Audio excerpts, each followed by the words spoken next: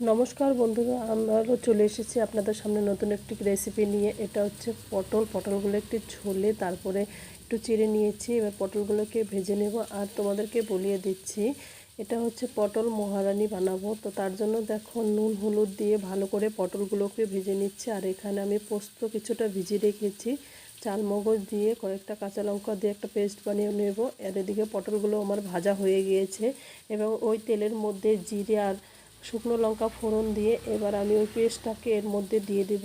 হালকা একটু ভেজে নেব, এর মধ্যে স্বাদ মতো নুন হলুদ দিয়ে অল্প আছে একটু ভেজে নেব আর স্বাদ মতো একটু জল দিয়ে দেবো। আর পটলগুলোকে জল দিয়ে একটু নেড়ে চেড়ে তারপরে একটু কষা কষা যখন হয়ে আসবে সামান্য একটু চিনি দিয়ে তারপরে নামিয়ে নিতে হবে।